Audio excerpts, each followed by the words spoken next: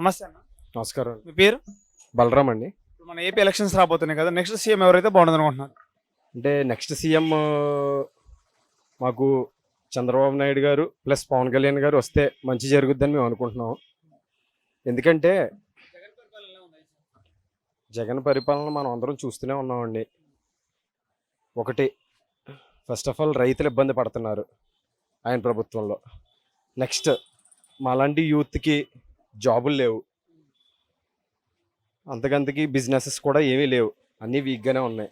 ఎక్కడికక్కడ వ్యాపారవేత్తలు కూడా చాలా ఇబ్బంది పడుతున్నారు.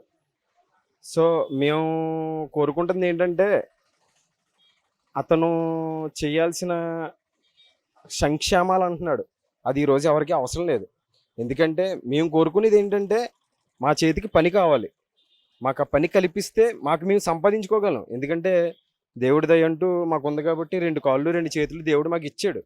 మేము దానివల్ల మేము పనులు చేసుకోగలం. అంతేగాని ఈ సంక్షేమ పథకాల వల్ల అంటే లేని వ్యక్తులకి సంక్షేమం ఇస్తే పర్లేదు, ఉన్న వ్యక్తులకు కూడా ఇచ్చి జనాల్ని సోమరిపోతులను చేస్తున్నాడు ఆయన. వస్తే ఎలా ఉంటుంది మరి 5 సంవత్సరాలు, రాబోయే 5 సంవత్సరాలు? ఆల్రెడీ చూసాం.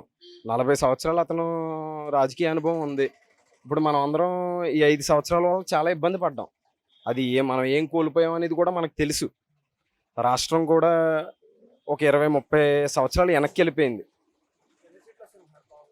దగ్గరగా మేము అనుకోవడం ఏంటంటే అమలాపురం ఈ బీఆర్ అంబేద్కర్ కోనసీమ జిల్లాలో మేము క్వీన్ షీప్ చేయబోతున్నాం ఖచ్చితంగా. అది మేము చెప్పగలం. ఎందుకంటే జనాలు పడ్డ ఇబ్బంది అలాంటిది. సో ఏంటంటే జనాలు కూడా, మేము ఇప్పుడు బయట తిరుగుతున్నాం, మేము కూడా ప్రచారాలకు తిరుగుతున్నాం, జనాలు ఎవరు కూడా బయట పట్టలేదు. ఎవ్రీథింగ్ మేము చెప్పేది ఏంటంటే సైలెంట్ ఓటింగ్ అయితే ఉంది, కంపల్సరీ సైలెంట్ ఓటింగ్ అయితే ఉంది. కాకపోతే నెక్స్ట్ ఇప్పుడు ల్యాండ్ యాక్ట్ కింద అతను తెచ్చిన చట్టం కూడా జనాలు ఎవరికి నచ్చలేదు. ఎందుకంటే ఇప్పుడు మా భూములు ఆయన ఎవరు లాక్కోవడానికి? అసలు యాక్చువల్గా మా పాస్బుక్ల మీద ఆయన ఫోటో వేయించడం ఏంటి?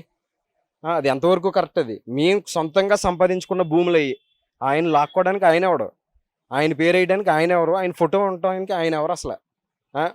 యాజ్ ఏ సీఎంగా ఎంతోమంది సీఎంలను చూసాం, ఇంతకుముందు చంద్రబాబు నాయుడు గారు కూడా చూసాం, కానీ ఆయన ఎప్పుడు అలా చేయలేదే. ఈరోజు ఏదో కొత్త చట్టం తీసుకొచ్చి మీ ఒరిజినల్స్ మాకు ఇవ్వండి, డూప్లికేట్స్ మీ దగ్గర పెట్టుకోండి అంటే వినడానికి ఎర్రి వేదవాళ్ళు ఎవరో లేరు ఇక్కడ. సో ఏంటంటే ఇంకా అతను సర్దుకోవాల్సిందే. అతని టైం దగ్గర పడింది, అది జనాలు కూడా గమనిస్తున్నారు. సో అతను తెలుసుకోవాల్సింది ఏంటంటే ఇప్పటికైనా అతను మారి ఏదన్నా మంచి చేయాలనుకుంటే కనుక ఓట్లు పడతాయి, లేదనుకుంటే అది కూడా ఆయనకి ఏమీ లేదు. నమస్తే సార్. నమస్తే. మీ పేరు? సత్యనారాయణ అండి. మన ఏపీ ఎలక్షన్స్ రాబోతున్నాయి కదా, నెక్స్ట్ సీఎం ఎవరైతే బాగుంటుంది? ఎవరు వర్క్ చేసి సీఎం కావాలండి, అది ఏం బాగాలేదండి. చంద్రబాబు గారు వస్తే మన దగ్గర ఎలా ఉంటుంది వచ్చే 5 సంవత్సరాలు? వచ్చే 5 సంవత్సరాలు బాగుంటుందండి. ఒక 5 సంవత్సరాలు కదండి, ఎవరైనా 10-15 ఏళ్ళు ఉండాలి. వాళ్ళ నుంచి వచ్చిన వాళ్ళు ఈ అప్పులన్నీ తీర్చాలంటే ఎవరి వల్ల కాదు. అది కంటిన్యూషన్ ప్రాసెస్. 10-15 ఏళ్ళు ఏదైనా స్టాండర్డ్ గవర్నమెంట్ ఉంటేనే జరుగుతుంది. జగన్ నేనే వస్తా 175 అంటారు, మీరేమంటారు? 175 350 వస్తాడండి. ఆయన చేసిన పనులకి 350 వస్తాడు.